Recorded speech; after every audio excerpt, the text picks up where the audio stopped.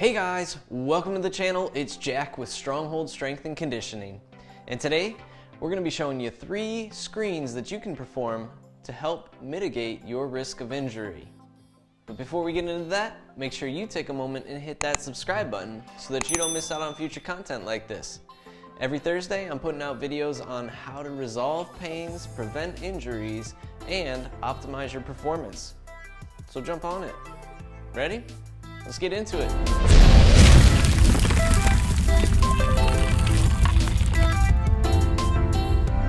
Alright guys, so the topic of the day is 3 screens that you can perform to assess and mitigate your risk for injury when you're performing out on the field out there, or just out in the gym. These are 3 simple exercises that you can do pretty much right now if you wanted to assess your own mobility and to assess anything that stands out as a red flag that might be putting you at a higher risk of injury in your training or out on those weekend warrior days that you're having. So let's dive right into them here. Exercise number 1, the third world squat. So in the third world squat here, we're going to be looking at the spinal column in a fully flexed position.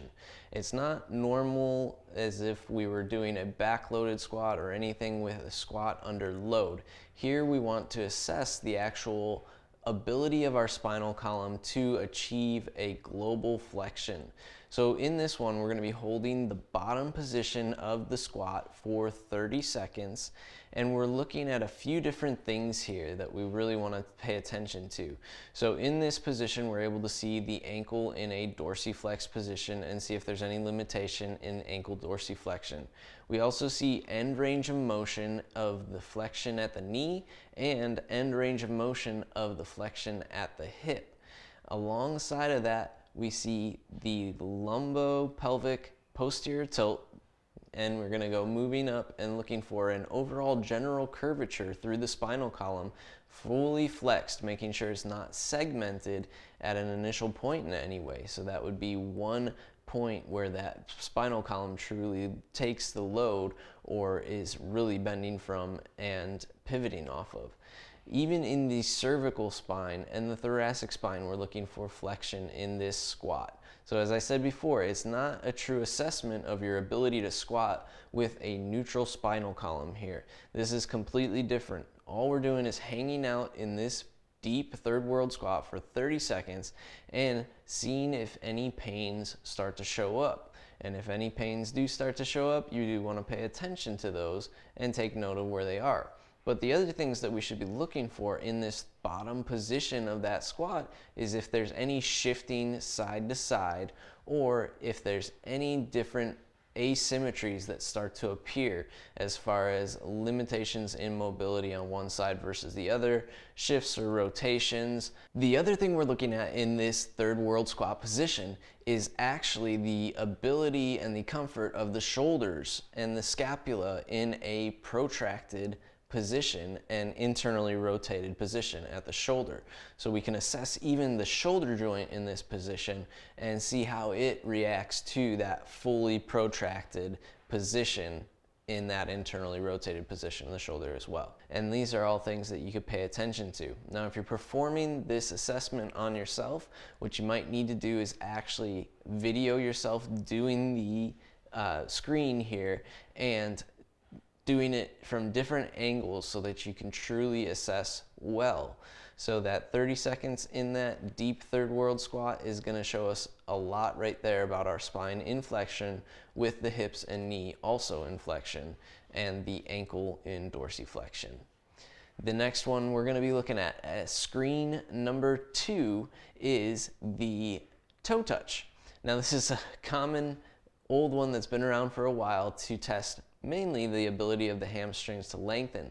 But here we're also using it for more than that again.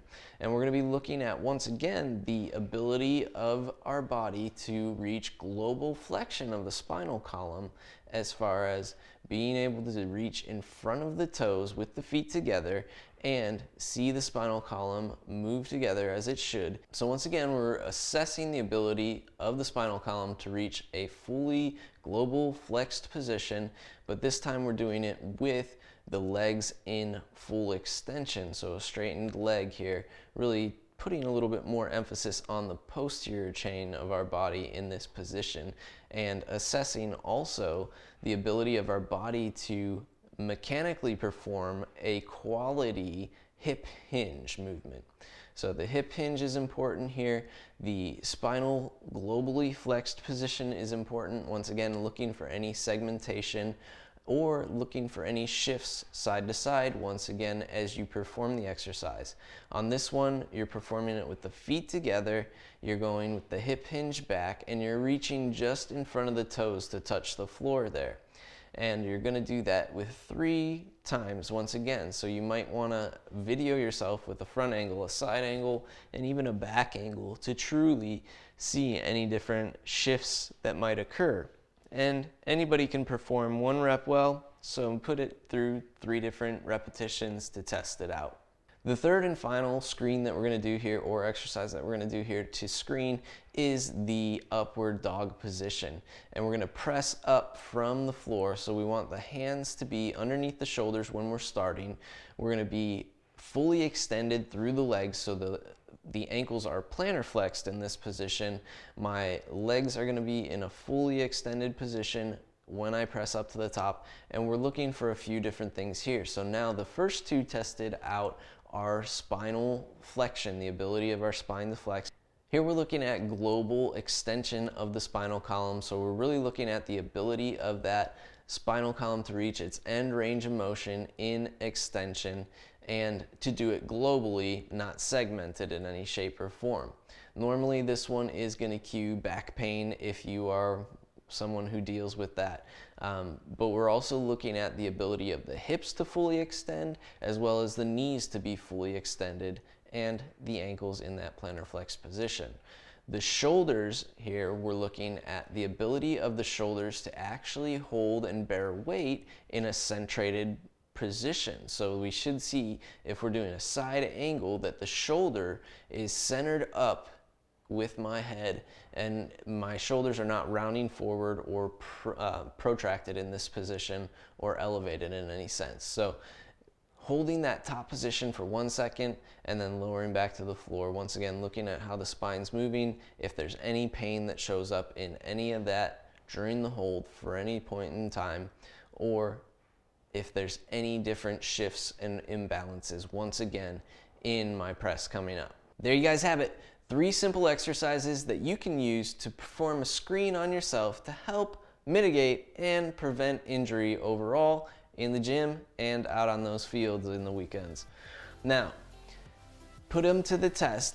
Any of these 3 you're looking for pain points through, and any shifts or limitations in range of motion, rotations that are taking you out of bearing weight on one side versus the other. So you really have to pay close attention while you're doing these exercises, and look back at the footage of yourself, record yourself from different angles doing them, and see if there's any shifting or shying away from one side or using one side more than another. And these are ways that you can really assess and figure out if you're at potential risk for injury that's increased because of anything that might be flying under the radar. And these are very easy ones to perform that assess both fully globally extended spinal column and globally flexed spinal column.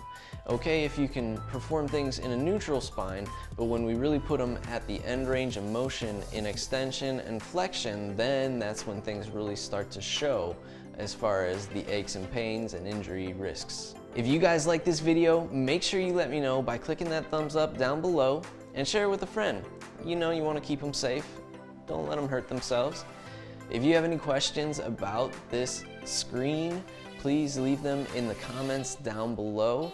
Or if you simply are going to give it a try, make sure you drop a quick yes down there and let me know that you're going to be working on this one to figure it out.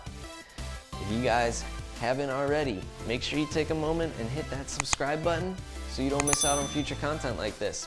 Every Thursday I put out a video on resolving pain, preventing injury, and optimizing your performance overall. And if you need something specifically tailored to you, take a moment to drop by the website. I'll have that down in the description below, and you can go ahead and apply for coaching today, and we'll get you headed in the right direction in no time. I want to thank you guys for watching today. We'll see you next time.